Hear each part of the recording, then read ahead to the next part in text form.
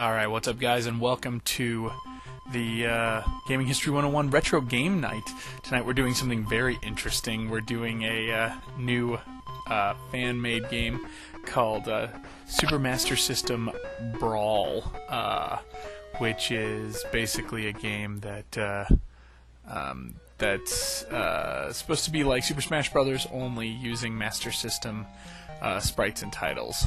It is a wouldn't say it's a ROM hack, but it's kind of like a homebrew game for the Mega Drive Sega Genesis, and thanks to a flash card I'm able to get this working on mine. So let's see who I want to be. I think I want to be let's be Opa.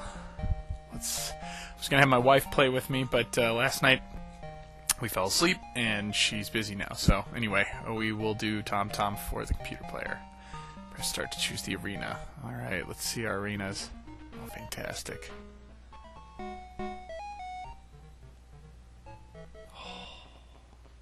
Ooh. Yeah, let's do it from... I think this is from Vampire. This is crazy. So, it is pretty much 2 buttons. It is pretty basic. Opa, of course, gets to shoot.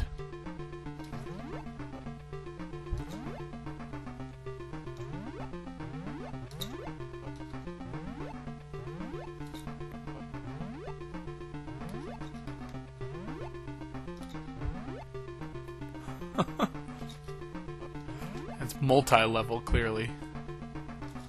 I can't tell if I have the upper hand or not. I'm definitely not winning, but...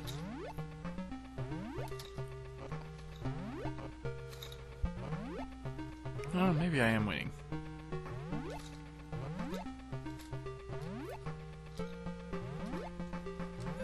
I am using a 6-button controller, and it appears only the A button is doing anything.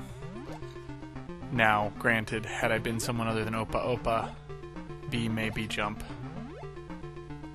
But with Opa, you just move where you want to go, and you're done.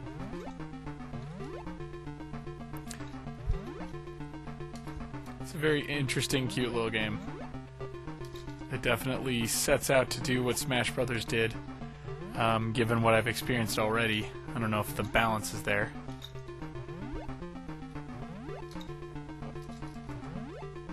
But, you know, whatever.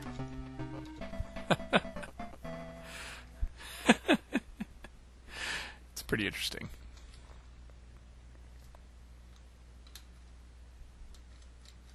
Okay, so now that I've won, what happens? Oh, okay. Let's see what else we can do. Wonder what demo is. Actually, no, let's play one player. Alright, so let's try something a little more standard.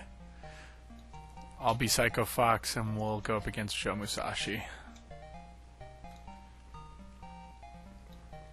Let's see, where do we want to battle? Let's do something pretty standard. Holy cow. So C is jump, A is attack, and then apparently I can do special moves and become things like big purple hippos, because I'm Psycho Fox. Being American, some of these properties may be lost on me. Like, I don't know Psycho Fox, and I'm guessing he's from the game Psycho Fox.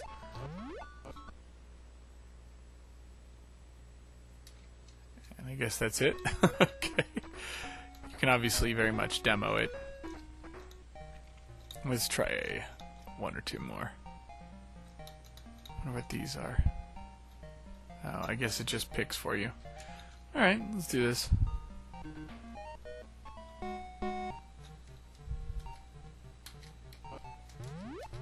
So I'm Dr. Social. It's funny because they act exactly like they're supposed to from their, you know, respective games. Which is the funny part.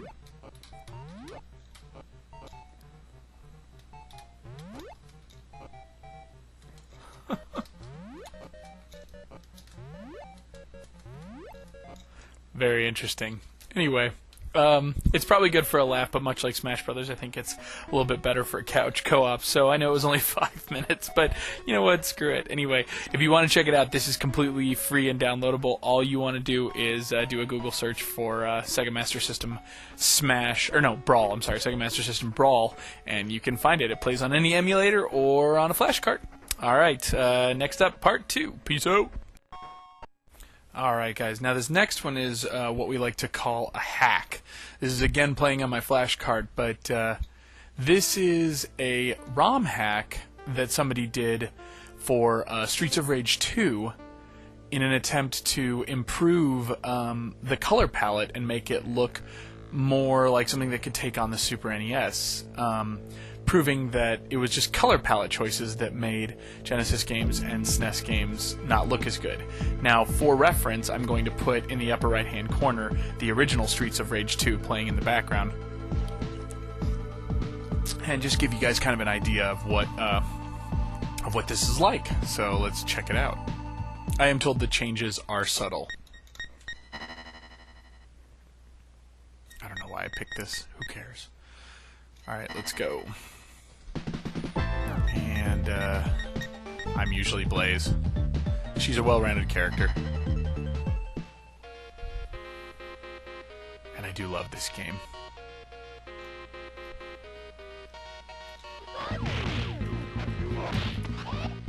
I'm not used to playing it with a 6 button.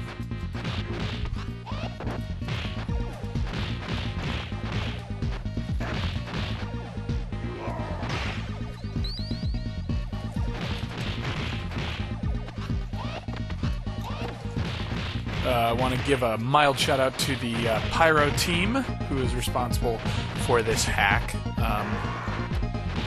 Much like other games, you can, in order to get this, you just need to have a ROM patcher. You go online and you just look up Streets of Rage 2. I think it's called the Enhanced Color, the Pyro hack, and you'll download a patch file called an IPS file.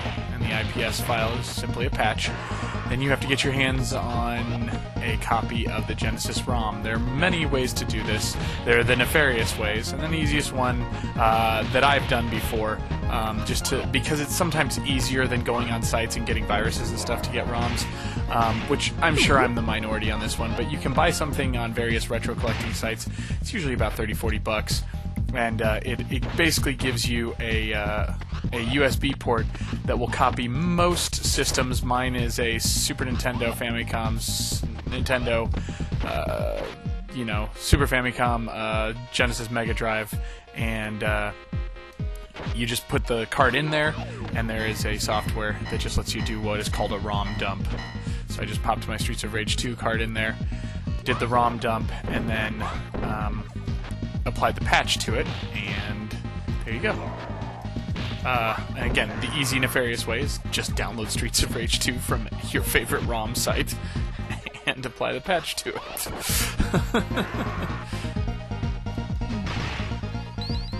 Again, I can tell this just seems a little bit more colorful, a little more Final Fight-esque. But to be completely frank with you, because I played the original Streets of Rage 2, right before this, I can kind of tell some of the subtle differences, but I think it'll look a lot better when I do the duality video where you've got them both playing at the same time. And actually, just to kind of sneak peek the rest of this video, these are both going to be, most of the games that we're going to be playing from now on are going to be duality videos, because next up we're playing classic Yume Koji Doki Doki Panic, which is Super Mario Bros. 2, the USA version, what it originally was on the Famicom Disk System in Japan. So I'll have a little bit more information about that as it becomes applicable, but for right now, that is what's going to be coming up next. And much like I did with this video, I'll be showing Super Mario Bros. 2 in the background while I'm playing Doki Doki Panic. This game is so addicting and good. Oh, dude, Jack, you're a dick.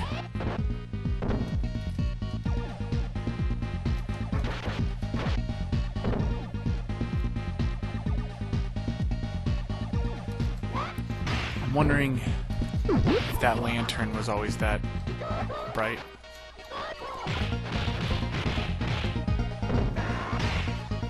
pro tip, if you've never played this game before, that's a great way to stun the bosses, is hit them and or hit them with the special move to do a lot of damage and stun them, and then just lay into them.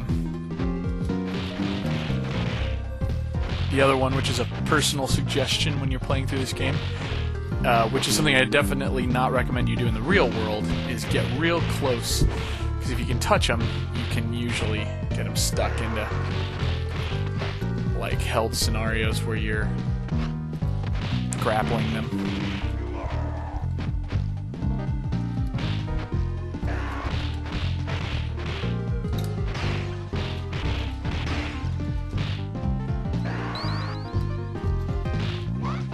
I do love some of Blaze's moves. If you guys have played the original, one of Blaze's, my favorite moves to do with Blaze is the grapple flip over suplex. Which, just in case you don't know how you do it, you just hit a guy to stun him, get real close to him, press the C button to, which is normally jump, to do the little somersault, and then B will do the suplex.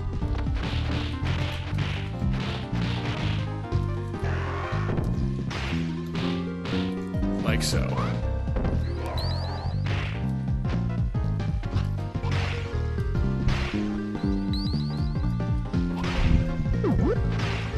Alright, here we go. She definitely has, Electra definitely has enhanced colors on here. Again, they're probably subtle, but it does seem like a brighter, stronger game. So let's see if I can show you an example of this move that I like to do. Oh, okay, that one did stun her in the air.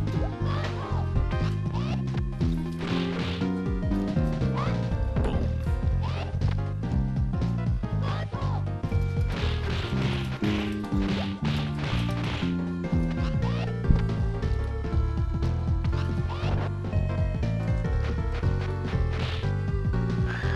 And down she goes. I think I'll keep playing a little bit just to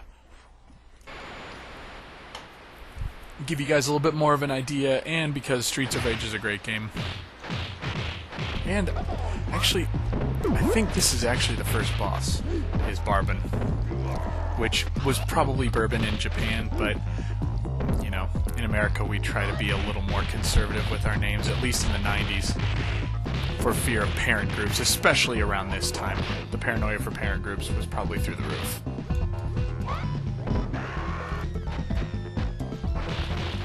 So the kind of trick with Barbon is definitely play the Z-axis as best you can. Oh, because if he gets you, he gets you. Man, cheap bastard. There's a suplex on his ass.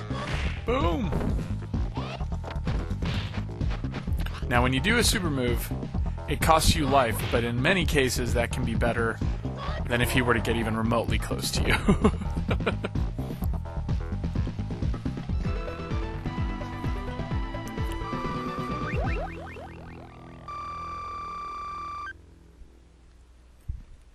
Anyway, alright.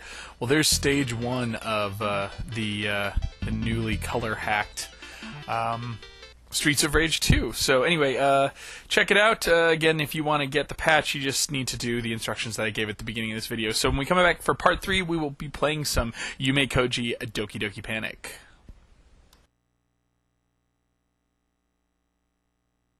Alright guys, what's up? It's Fred from Gaming History 101, and now we're doing the infamous Yume Koji Doki Doki Panic, otherwise known as Super Mario Bros. 2. As you can see already, the character select screen is a little bit different. These are licensed characters. This is what would represent Mario, Luigi, Toad, and Princess. So let's start it up with this character. And the game is, as you'll see, very similar and yet somewhat different. The other thing is, in this game, unlike the original game, you are tasked with beating the game with each character. So this is more like the Mario type character. But you can see some of the animations are a little bit lighter. I outside of my blathering. Some of the sound effects are a little bit different. And here's where the changes really start. So you can already see the vines and the cherries not dancing around like you can in the upper right-hand corner with the normal one. You get an Aladdin lamp instead of the infamous Mario red juice. The other thing is you're obviously collecting a heart instead of like a big heart container. It looks a little different. The POW doesn't scroll when you blow everything up. There you go, but you get no sound effect. It's kind of interesting. And then, ironically, the water flow effects are pretty crazy, as you can see.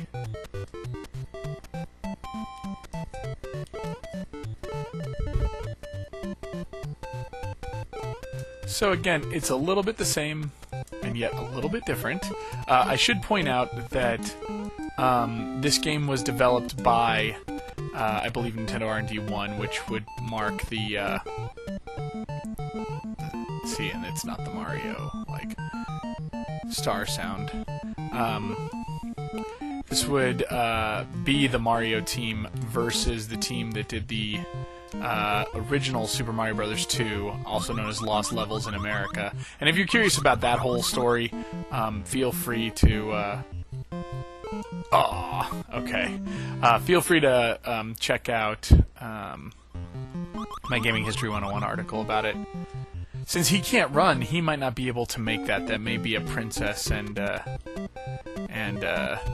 Luigi only thing in this one. The run option was alive and well in Mario, the original Mario, the USA Super Mario Bros. 2. Anyway, so that's why it more kind of closely resembles a Mario game in terms of like mild aesthetics and things like that, whereas the original Super Mario Bros. 2, aka Lost Levels, looks a little bit more like a ROM hack with reused assets from the original Super Mario Bros. It was kind of a different team. Let's see if I can super jump up there. Many people I know don't usually play this way because of that secret I was trying to go for, where you can get to Birdo immediately. Enemies and everything should remain intact up to and including Birdo. Little fun fact, if you're not aware, Birdo is actually not supposed to be a woman. It's supposed to be a man.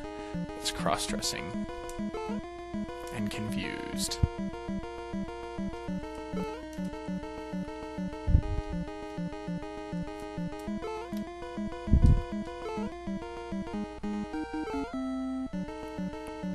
Now this game is due to some finagling.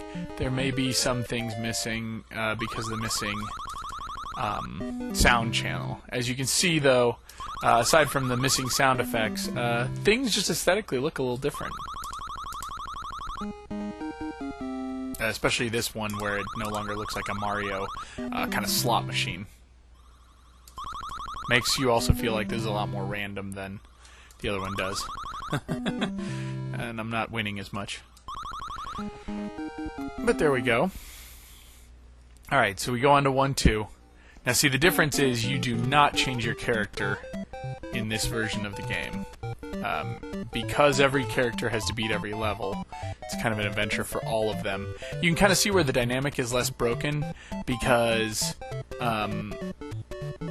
due to this fact, you can see where certain characters would not be able to experience certain parts of the world, and you would have to replay through the world with another character in order to experience that, which obviously is not the case in Super Mario Bros. 2. You could just die, and at every screen there was a character select, so it wasn't that big of a deal. You can see that the masks look very different, and they do not come to life, they just pop up.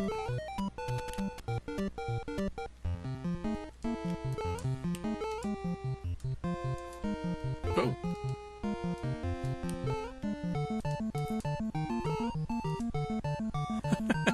I love the little star music.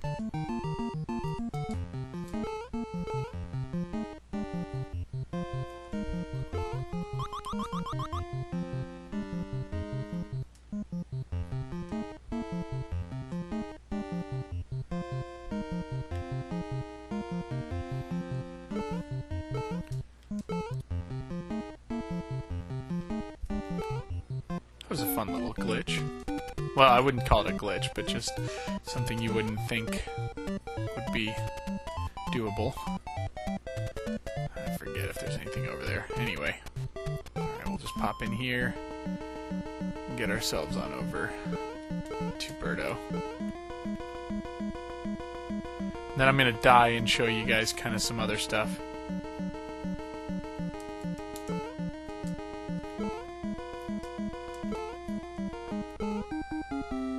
Oh yes, that's usually an eagle if you look in, you know, other versions of this game. So alright, so let's die. Let's die completely. I'm gonna die completely.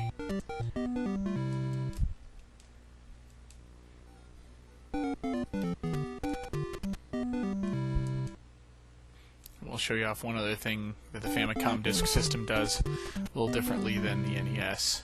Especially the NES versions and Famicom Disk System versions of this game.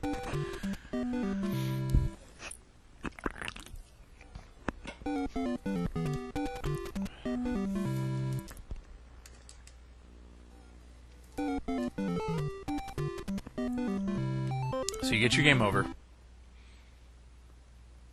You can pick save. Hold on, gotta just switch some stuff over.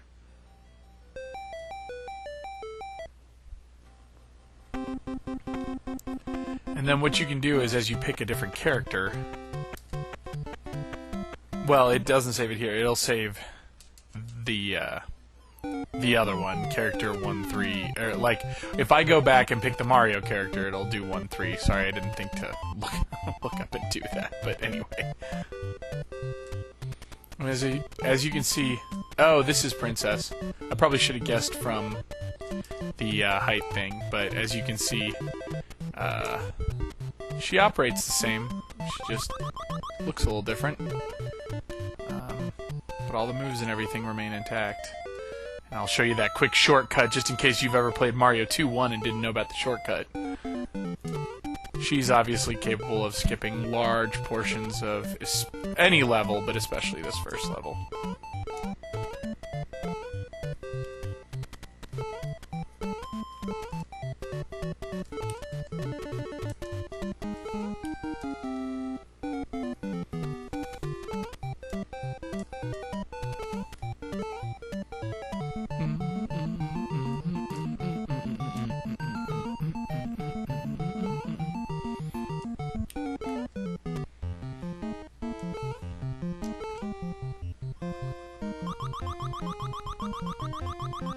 So what you do is you just come over here and you just jump, float across, and there's a little spot here. Now the only thing you don't want to do is screw this part up, which is a timing thing, so let's see if I can pull it off.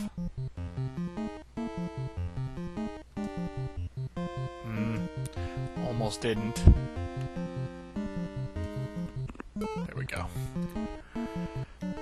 You don't have to do that bomb jump thing, I just want to make sure I got it first attempt.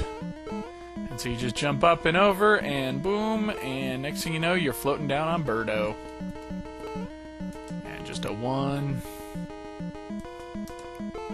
2, and last but not least, boom, 3. Alright, well, there is Yume Koji Doki Doki Panic with Mario 2 for some comparison. Hope you enjoy it. You can check out all our videos at GamingHistory101.com, and I know this was a little bit of a shorter video, but I got some stuff going on. You can check out the podcast and whatnot to figure out what that is. Otherwise, just be watching for some more videos. But in the meantime, this is Fred Rojas saying peace out. I'm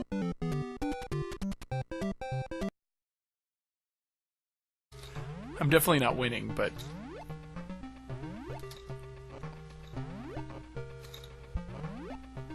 oh, maybe I am winning.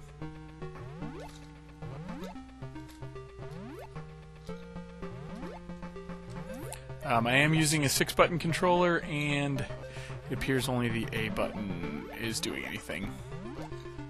Now, granted, had I been someone other than Opa Opa, B may be jump. But with Opa Opa, you just move where you want to go, and you're done.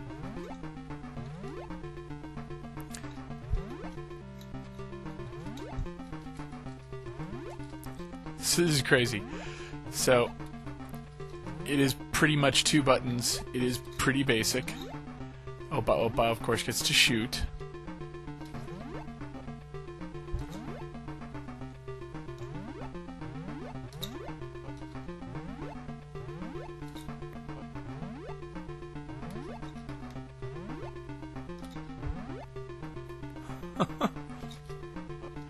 It's multi-level, clearly. I can't tell if I have the upper hand or not. The Mega Drive Sega Genesis, and thanks to a flash card, I'm able to get this working on mine. So let's see who I want to be. I think I want to be yeah, let's be Opa. I was gonna have my wife play with me, but last night we fell asleep, and she's busy now. So anyway, we will do Tom for the computer player. Press start to choose the arena. All right, let's see our arenas. Oh, fantastic.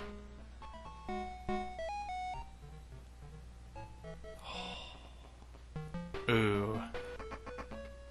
Yeah, let's do it from... I think this is from Vampire.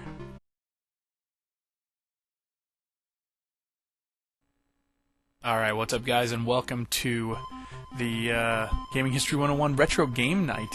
Tonight we're doing something very interesting. We're doing a new fan-made game called Super Master System Brawl, which is basically a game that...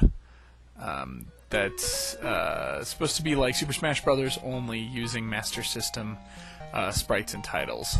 It is a... wouldn't say it's a ROM hack, but it's kind of like a homebrew game for the... It's a very interesting, cute little game. It definitely sets out to do what Smash Bros. Did, given what I've experienced already. I don't know if the balance is there.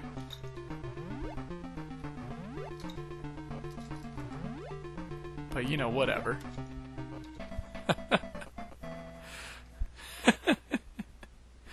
It's pretty interesting.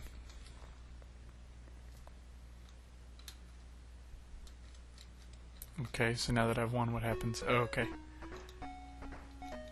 Let's see what else we can do. Wonder what demo is.